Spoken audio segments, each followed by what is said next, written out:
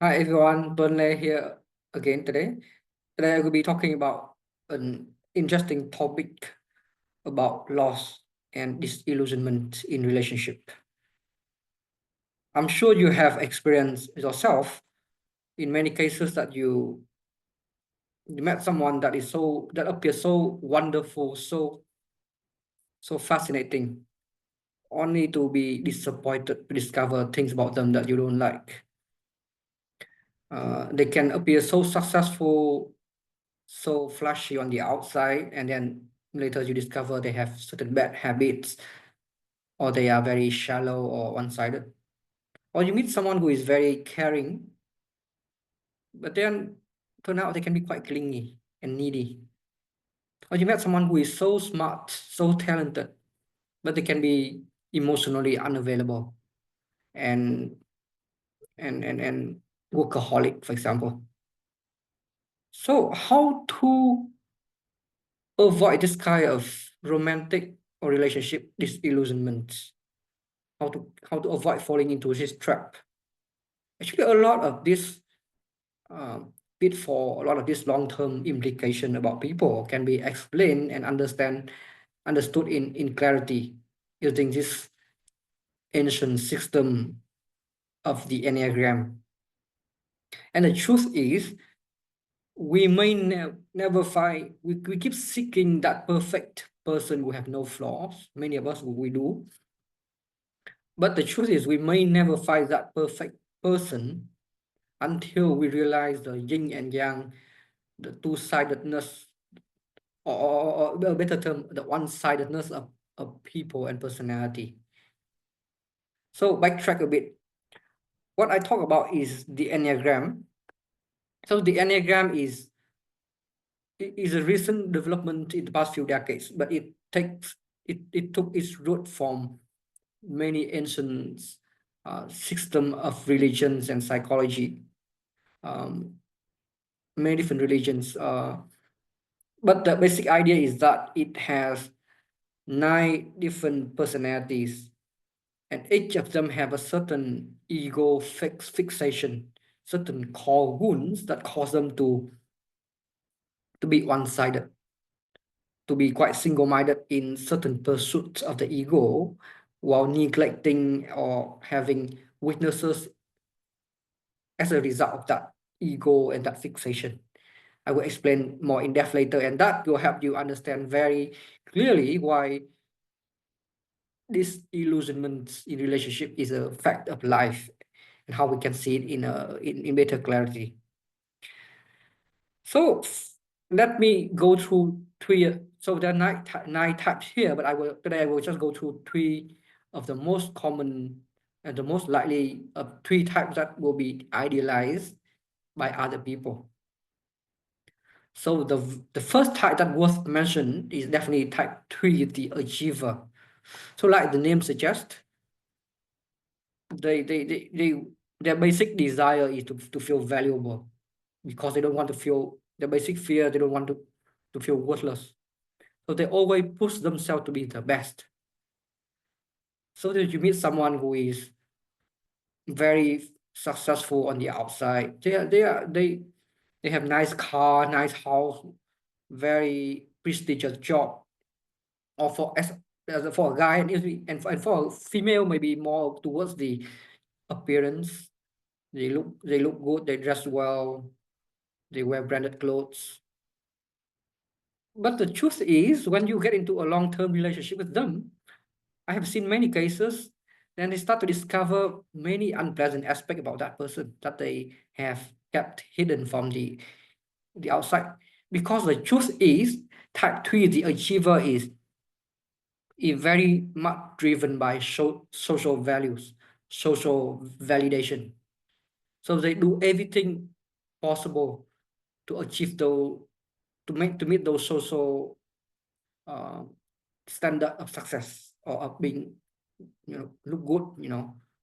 But deep down, they can be quite one-sided and superficial, because they always keep chasing after what the outside world wants, without having a clear core values.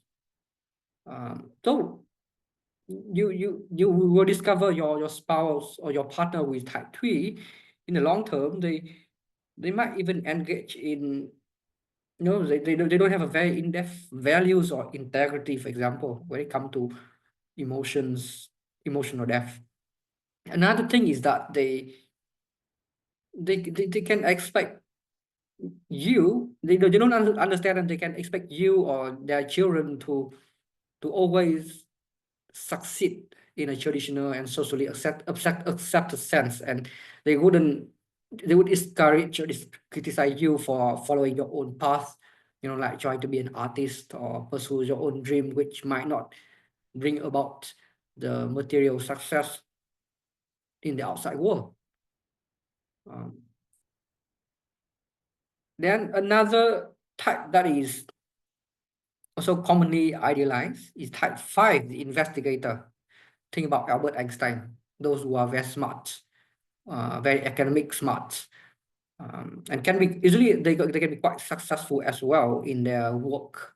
Very, very competent people, because that is all start from their basic fear in the Enneagram, where they don't want to be considered helpless or incompetent. So their basic desire is to have mastery over their work, to have a lot of knowledge, to gather a lot of knowledge. So so even for myself, this is a type of girls I used to idealize in the past. I used to be so fascinated and attracted by this mysterious, uh, cold and detached cat lady who are very logical, very independent, very smart. Only later to discover that behind all this mastery and and competency is, you know, a deep fear of losing control. The idea of their ego is fixated on hoarding resources and being stingy. Stingy with their emotions, their money, and their time, because they are afraid of losing control. They are afraid of being helpless. That is their basic fear. So yeah, they are so smart. They can be very charming, but later you realize in a long-term relationship they can be emotionally unavailable, because they are stingy with their time and the emotions. They don't want to get hurt. See, there are always two sides to that. The last type I want to mention here is the enthusiast type 7. So type 7, because of their basic fear of they don't want to be trapped in pain, and they want to be satisfied and contented all the time. They can they can appear, and you can know them as very fun people, very enthusiastic people. They have almost like a childlike enthusiastic energy and appearance, youthful appearance. They can be very magnetic in the conversation. I have met a few of them, and they are very magnetic. They can be very charming. They always and they also can be quite successful because they know a lot of different things. They have a lot of knowledge about different domains. They have traveled far and wide to different places. They are fun to be with. Guys or girls, they are both very fun. But behind this facade, um, and I also used to idealize this type as well. Right? There was a very cute girl that I liked, and she was so fun. But behind this facade, later I realized that because of their fear of don't want to be trapped, they don't want to stay still. They don't want to have to deal with their own anxiety or other people's anxiety or whatever problem. They keep moving and moving and moving. They always Their ego fixation is planning and trying new things, because they don't want to be trapped in the present. The present is stale. The present is boring. So if you are in a relationship or you marry someone who is this type, they can be very fun and charming at the beginning, but later you realize, similar to type 5 here, they are not available, not emotionally or physically available, because they are always traveling, always working on something, because they can't stay still. They don't like to have to deal with their psychology or their partner's psychology or problem. They don't want to talk. They want to move. They can't stay still. Um, and you end up with someone, you will end up being disappointed and disillusioned because of that. So I hope these three examples of these three types have helped you make a better sense of how on this one-sidedness of the personality and egos can cause about this painful long-term disillusionments.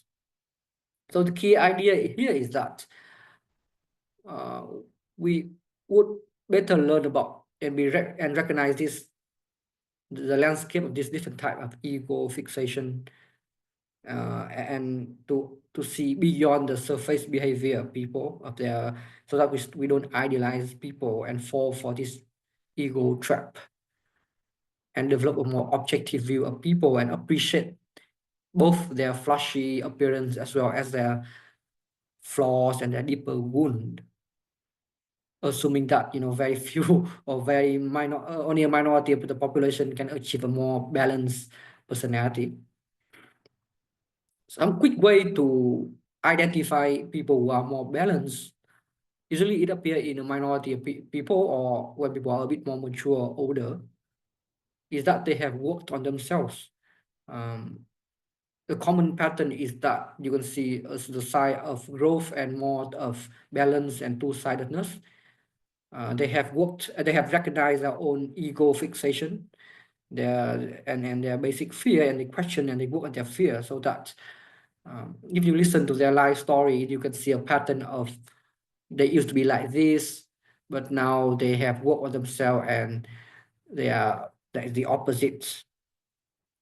Like type 3, they used to be they keep chasing after achievement, social expectation when they are younger, but now they are more accepting of authenticity, accepting of their partner or their children, pursuing, or they themselves pursue their own hobbies or things that don't always give in result in achievement. Or even like type 5, they become more open about their time and the emotions. They don't just hoard resources and time and knowledge, but they start to share and lead and be more available or more open. So I hope that makes sense. If you have any question, uh, please comment below, and see you in the next video or the webinar. Bye.